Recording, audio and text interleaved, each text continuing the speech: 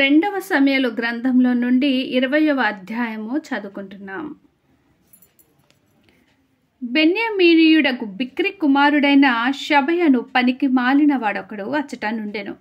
వాడు దావీదునందు మనకు భాగము లేదు, యెష్షై కుమారుని యందు మనకు స్వాస్థ్యము ఎంత మాత్రమును లేదు. ఇజ్రాయేలు వారులారా, మీరందరూ మీ గుడారములకు పొండని బాకా ఊది ప్రకటన చేయగా, ఇజ్రాయేలు వారందరూ దావీదును విడిచి బిక్రీ కుమారుడైన షబను వెంబడించిరి. అయితే యొర్దాను నది నుండి యెరూషలేము వరకు యూదావారు రాజును హత్తుకొనిరి. దావీదు యెరూషలేములోనికి తన నగరికి వచ్చి తన ఇంటికి తాను కాపుగా నుంచిన తన ఉపపత్నులైన 10 మంది స్త్రీలను తీసుకొని వారిని కావలిలో ఉంచి వారిని పోషించుచుండెను గాని వారి యొద్దకు పోకుండెను. వారు కావలి అందుంచబడిన వారై బ్రతికినంత కాలము విధవరాండ్రవలే ఉండిరి. తరువాత రాజు అమాషాను పిలువనంపి, 3 దినములలోగా నీవు నా దగ్గరకు యూదావారినందరినీ సమకూర్చి ఇక్కడ హాజరు కమ్మని ఆజ్ఞాపించగా, అమాషా యూదావారిని సమకూర్చుటకై వెళ్ళిపోయాను. అతడు ఆలస్యము చేసినందున అతనికి నిర్ణయించిన కాలము మీరిపోయినప్పుడు దావీదు అబీషైను పిలువనంపి, బిక్రీ కుమారుడైన షబ అబ్షాలోము కంటే మనకు ఎక్కువ కీడు చేసెను. వాడు ప్రాకారములు గల పట్టణములలో చొచ్చి మనకు దొరకకపోవునేమో గనుక నీవు నీ ఏలిన వాని సేవకులను వెంట పెట్టుకొని పోయి వారిని తరిమి పట్టుకొనుమని ఆజ్ఞాపించెను. కాబట్టి యోవాబు వారును కెరేతీయులను పెలేతీయులను బలాఢ్యులందరూ అతనితో కూడా యెరూషలేములో నుండి బయలుదేరి బిక్రీ కుమారుడగు షబను తరుమపోయిరి. వారు గిబియోనులో ఉన్న పెద్ద బండ దగ్గర రాగా అమాషా వారిని కలియవచ్చెను. యోవాబు తాను తొడుగుకొనిన చొక్కాయకు పైన బిగించి ఉన్న నడికట్టుకు వరగల కత్తి కట్టుకొని ఉండగా ఆ వర వదులై కత్తి నేలపడెను. అప్పుడు యోవాబు అమాషాతో, నా సహోదరా, నీవు క్షేమముగా ఉన్నావా అనుచు అమాషాను ముద్దు పెట్టుకొనున్నట్లుగా కుడి చేత తన గడ్డము పట్టుకొని, అమాషా యోవాబు చేతులనున్న కత్తిని చూడకను తన్ను కాపాడుకొనకను ఉండగా యోవాబు అతని కడుపులో దాన్ని గుచ్చెను. గుచ్చిన తోడనే అతని పేగులు నేలకు జారి ఆ దెబ్బతో అతడు చనిపోయెను. యోవాబును అతని సహోదరుడగు అబీషైను బిక్రీ కుమారుడగు షబను తరుముటకు సాగిపోగా, యోవాబు బంటులలో ఒకడు అతని దగ్గర నిలిచి, యోవాబును ఇష్టులైన దావీదు పక్షునున్న వారందరూ యోవాబును వెంబడించుడని ప్రకటన చేసెను. అమాషా రక్తంలో పొర్లుచు మార్గమున పడియుండగా ఆ చోటికి వచ్చిన జనులందరూ నిలిచియుండుట ఆ మనుష్యుడు చూచి అమాషాను మార్గము నుండి చేనులోనికి లాగి మార్గస్థులందరూ నిలిచి తేరు చూడకుండా శవం మీద పట్టకప్పెను. శవము మార్గముల నుండి తీయబడిన తరువాత జనులందరూ బిక్రీ కుమారుడగు షబను తరుముటకై యోవాబు వెంబడి వెళ్ళిరి. అతడు ఇజ్రాయేలు గోత్రపు వారందరి యొద్దకును, అబేలు వారి యొద్దకును, బెత్మెయక్క వారి యొద్దకును, బెరీయులందరి యొద్దకును రాగా వారు కూడుకొని అతన్ని వెంబడించిరి. ఈ ప్రకారము వారు వచ్చి అబేలు బెత్మెయక యందు బిక్రీను ముట్టడి వేసి పట్టణపు ప్రాకారం ఎదుట బురజ్జు కట్టుగా యోవాబు వారందరూ ప్రాకారమును పడవేయుటకు దానిని కొట్టిరి. అప్పుడు యుక్తిగల ఒక స్త్రీ ప్రాకారము ఎక్కి, ఓహో ఆలకించుడి ఆలకించుడి, నేను అతనితో మాట్లాడునట్లు యోవాబుని ఇక్కడికి రమ్మని చెప్పుడని కేకవేయగా యోవాబు ఆమె దగ్గరకు వచ్చెను. అంతటా ఆమె యోవాబును నీవేనా అని అతన్ని అడుగగా అతడు నేనే అనెను. అందుకామె, నీ దాసురాలనగు నేను నీతో మాట్లాడుదునా అని అడుగగా అతడు మాట్లాడవచ్చునెను. అంతటా ఆమె పూర్వకాలమున జనులు ఆబేలునందు సంగతి విచారింపవలనని చెప్పుట కద్దు. అలాగున చేసి కార్యములు ముగించుచూ వచ్చిరి. నేను ఇజ్రాయేలునందు నిమ్మలస్తులలోను యథార్థవంతులను చేరికైన దానను. ఇజ్రాయేలీయుల పట్టణములలో ప్రధానమగు ఒక పట్టణమును లయము చేయవలనని నీవు ఉద్దేశించుచున్నావు.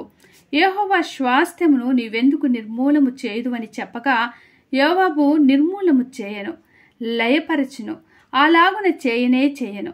సంగతి అది కానే కాదు. బిక్రీ కుమారుడు షెబాను ఎఫ్రాయిము మన్యపు వాడు ఒకడు రాజైన దావీదు మీద ద్రోహము చేసి ఉన్నాడు.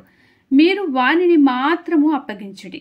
తోడనే నేను ఈ పట్టణమును విడిచిపోవదునని చెప్పగా ఆమె యోవాబుతో చిత్తము వాని తల ప్రాకారము పైనుండి పడవేయబడునని చెప్పిపోయి తాను యోవాబుతో పలికిన యుక్తిగల మాటలను జనులందరికీ తెలియజేయగా వారు బిక్రీ కుమారుడు షెబ యొక్క తలను ఛేదించి యోవాబు దగ్గర దాన్ని పడవేసిరి. కాగా అతడు బాకా ఊదించిన తరువాత జనులందరూ ఆ పట్టణమును విడిచి ఎవరి గుడారములకు వారు పోయిరి. యోవాబు యెరూషలేమునకు రాజునొద్దకు తిరిగి వచ్చెను. యోవాబు ఇజ్రాయేలు దండి వారందరికీ అధిపతి అయి ఉండెను. అయితే కెరేతీయులకును పెరేతీయులకును యెహోయాదా కుమారుడగు బెనాయా అధిపతి అయి ఉండెను. అదోరాము వెట్టి పనులు చేయువారి మీద అధికారి అయి ఉండెను. అహిలూదు కుమారుడగు యెహోషాపాతు రాజ్యపు దస్తావేజుల మీద ఉండెను. షేవ లేఖకుడు సాదోకును అబ్యాతారును యాజకులు. యయిరీయుడగు ఈరా దావీదునకు సభాముఖ్యుడు. దేవుడు ఈ చిన్ని వాక్యమును దీవించునుగాక. ఆమేన్. 2వ సమూయేలు గ్రంథంలో నుండి 21వ అధ్యాయము చదువుకుంటున్నాం. దావీదు కాలమున 3 సంవత్సరములు విడవకుండా కరువు కలుగగా దావీదు యెహోవాతో మనవి చేసెను. అందుకు యెహోవా ఇలాగున సెలవిచ్చెను. సౌలు గిబియోనీయులను హతము చేసెను గనుక అతనిని బట్టియు నరహంతకులకు అతని ఇంటి వారిని బట్టియు శిక్షగా ఇరు కరువు కలిగెను. గిబియోనీయులు ఇజ్రాయేలుల సంబంధులు కారు, వారు అమోరీయులలో శేషించిన వారు. ఇజ్రాయేలీయులు మిమ్మును చంపమని ప్రమాణపూర్వకముగా వారితో చెప్పియుండిరి గాని సౌలు ఇజ్రాయేలు యూదావారి యందు ఆసక్తి గలవాడై వారిని హతము చేర్చుచుండెను. రాజగు దావీదు గిబియోనీయులను పిలువనంపి, నేను మీకేమి చేయబోదురు? యెహోవా స్వాస్థ్యమును మీరు దీవించినట్లు దోష నివృత్తికై దేని చేత నేను ప్రాయశ్చిత్తము చేయుదునని వారిని అడుగగా గిబియోనీయులు సౌలు అతని ఇంటివారును చేసిన దాని నిమిత్తము ప్రాయశ్చిత్తము కలుగుటకై వెండి బంగారులే గాని ఇజ్రాయేలీలలో ఎవరినైనను చంపుటే గాని మేము కోరుటలేదనిరి. అంతటా దావీదు, మీరేమి కోరుదురో దానిని నేను మీకు చేయుదుననగా వారు మాకు శత్రువులై మమ్మను నాశనం చేయొచ్చు, ఇజ్రాయేలుల సరిహద్దులలో ఉండకుండా మేము లయమగునట్లు మాకు హాని చేయనుద్దేశించిన వాని కుమారులలో 7 మాకు అప్పగించుము. యెహోవా ఏర్పరచుకొన్న సౌలు గిబియా పట్టణములో యెహోవా సన్నిధిని మేము వారిని ఉరితీసెదమని రాజుతో మనవి చేయగా రాజు, నేను వారిని అప్పగించదనను. తానును సౌలు కుమారుడగు యోనాతానును యెహోవా నామమును బట్టి ప్రమాణము చేసి ఉన్న హేతువు చేత రాజు సౌలు కుమారుడగు యోనాతానునకు పుట్టిన మెఫీబోషెతును అప్పగింపక అయ్య కుమార్తెగు రిస్పా సౌలునకు కనిన 2 కుమారులకు అర్మోనీని మెహబోషేతును సౌలు కుమార్తెగు మేరాబు మెహులతీయుడగు బర్జిల్లై కుమారుడైన అద్రియేలునకు కనిన 5 కుమారులను పట్టుకొని గిబియోనీలకు అప్పగించెను. వారు ఆ 7 తీసుకుని పోయి కొండ మీద యెహోవా సన్నిధిని ఉరితీసిరి. ఆ 7 ఏకరీతినే చంపబడిరి. కోతకాలమున ఎవల కోత ఆరంభమందు వారు మరణమైరి.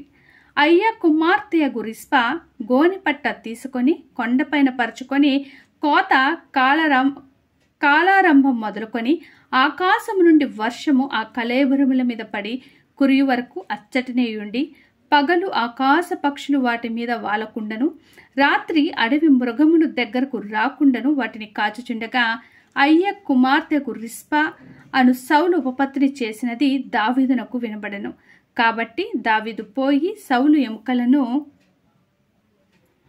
అతని కుమారుడైన యోనాతాను ఎముకలను యబెష్గిల్లాదు వారి యొద్ద నుండి తెప్పించెను.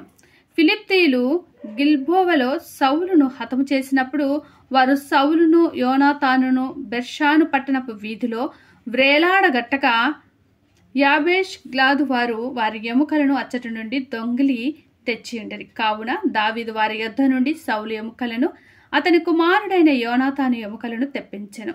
రాజాజ్ఞను బట్టి ఉరితీయబడిన వారి ఎముకలను జనులు సమకూర్చిరి.